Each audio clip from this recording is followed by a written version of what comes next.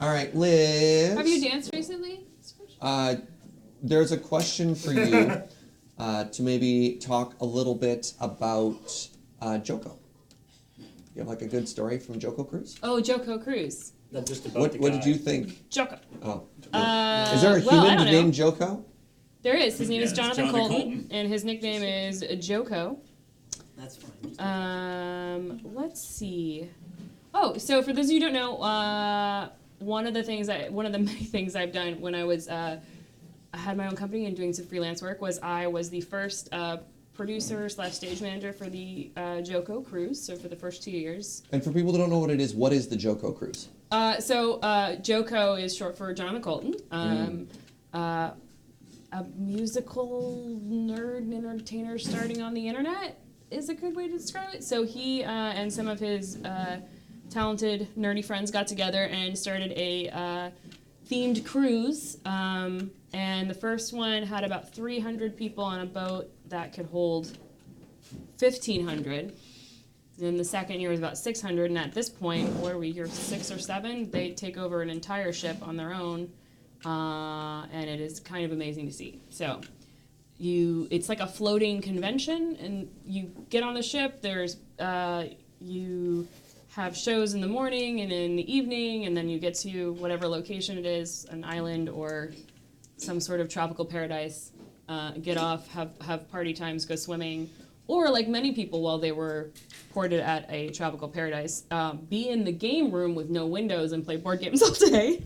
As one does on a boat. Yeah, you're in the Caribbean, that's the thing to do.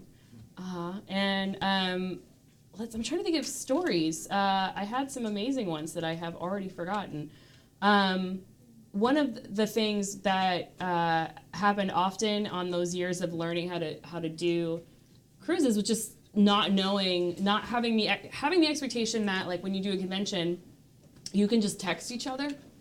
And when you're on the open sea, you don't really have great cell phone reception. And so the first year of just walking up and down the ship trying to find each other, because the cruise ships don't have like a PA like Paul and Storm, please find Liz in the cafe that has cool hot chocolate. Need like internal messaging system. Yeah. I thought boats talk through those tubes. Yeah, well, we tried I had a can and there was a string attached to it, but then Somebody cut the string. somebody cut the string. Just walk away from it. That's Just so rude. Clotheslining people. So you're saying your come by. favorite part of the trip is walking around on a boat trying to find your friends? No, I didn't know. What was the question? Do you have stories? And I'm saying Okay. my least favorite was learning the phones don't work and how dependent I am on them.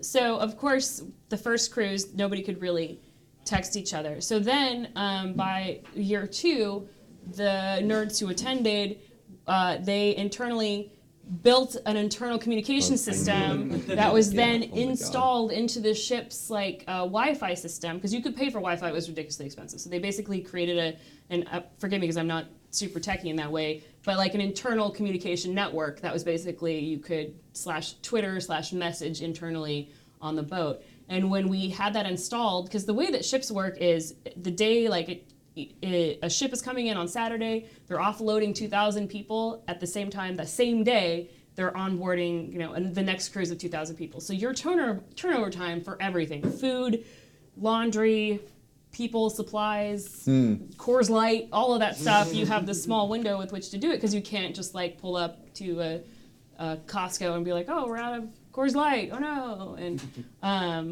and load the ship up. So everything had to happen on that one day, and one of the attendees who helped design the system came in to install it within their server room. I don't know why they let us in there, but they did.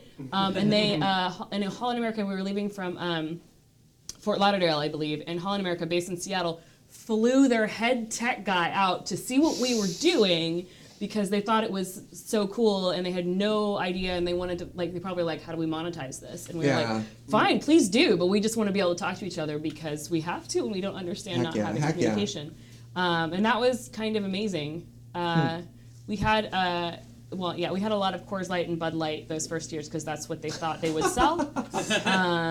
And then it moved on. It was okay, we like to eat, and then we like whiskey. Sure. That was kind of a very specific Out of demographic. curiosity, has anyone else here ever been on the JoCo cruise? I know a lot of people. Well, you organized, yeah. There's some people Ah. in chat I know talked about it. Yeah. but- I think Andrew's been. So No? Ian and Corey have. Yeah. I don't recall if Map has been. Map's raising his hand. I feel like Andrew went one or Yeah. two Yeah, years. Andrew's been. So Like yeah, I know there's Lee some people. Sharp has really enjoyed it. Lee Sharp goes every year. Is it similar to, I know sometimes with conventions like with PAX and different things like that, you know, the staff of the ship or of the convention center or whatever are used to dealing with, shall we say, a different type of customer. Oh, definitely. So they're like, wait, what? Oh, okay.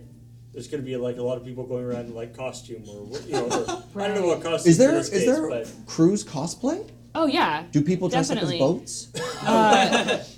It's a very Now they different will. Kind of ship. But like they probably don't have like so much board gaming on their regular cruises. Cribbage. They were very confused.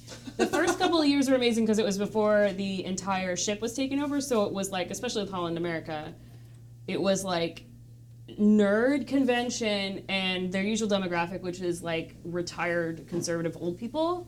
And they were like, what the bus am I on this boat with? Because they were like all fancy in their formal wear for formal night. And formal night was like kilts and a TARDIS hat, and our formal night was a Fez celebration. So everyone, it was a Fez party, so everyone had fancy Fezes that like did things. And it was amazing, and they were very confused, and they were like, they would come up to me or other people that were not in cosplay, and they'd be like, basically like, you look normal. Are you with this JoCo group? Who are these JoCo people? Heck yeah. Because we had these name tags that said JoCo, and that was how they identified us as Like the our JoCos. driver, our original driver, JoCo. JoCo, exactly. Yeah. And then I remember that last night on my first cruise, I was walking back to my room, and then it was like 1 a.m, and the elevator opens because I had heard some music, and I look inside, and it's someone playing the ukulele, someone playing a trumpet, and someone playing, I think, a flute. Like these people brought their own instruments and were jamming, but the only place they could find that was like not bothering other people was literally in the elevator. Nice. So it was like I was just like jamming as I'm going up the elevator to my room. Live elevator music. Yeah, it was live elevator music, and I was like, of course that makes Incredible. sense. Because they're like, you know, as soon as you complain about the neighbors, like they go to a different floor. This cruise does still exist very much. Yes. Still I ongoing. think they already have dates for 2021 at this point. Yeah. Like, you Holy moly. book a ways out for cruises. I've always really obviously want to go. I have a lot of friends who go on that boat. Like a lot of people who are there to entertain are also friends of ours, obviously. But it is not particularly cheap. Cruises are generally not super cheap. Especially ones that are in the US dollars. Yeah, U.S. dollars in the Caribbean, because then you have to. So Right, for- because they leave from the it's East Coast. Fort Lauderdale, it's Florida. So for somebody from Victoria to get on a JoCo cruise, you have to fly all the way to Florida, and there's almost no chance that you can fly to Florida and then just walk on the ship. You have to fly to Florida the day before. Buy a So hotel now room. there's a hotel there. And then there's also the cruise ship, and I would go, obviously, with me and Ashley would go, so there's 2 people, and then we would have to get back to Canada, and almost certainly we wouldn't be able to walk off the boat and walk onto a flight, so we'd have another hotel and more flights, and it was just like, I did the math one year, and I don't remember what it was, but I looked at the number, I'm like, man, we could probably comfortably spend like 3 or 4 weeks in Europe on this money. Oh my god. And like, Woo! that's probably a better choice. I mean, we didn't do that either, but No, I don't remember that. we have yet to do that. So one day I'd like to do it. I think it'd be a lot of fun.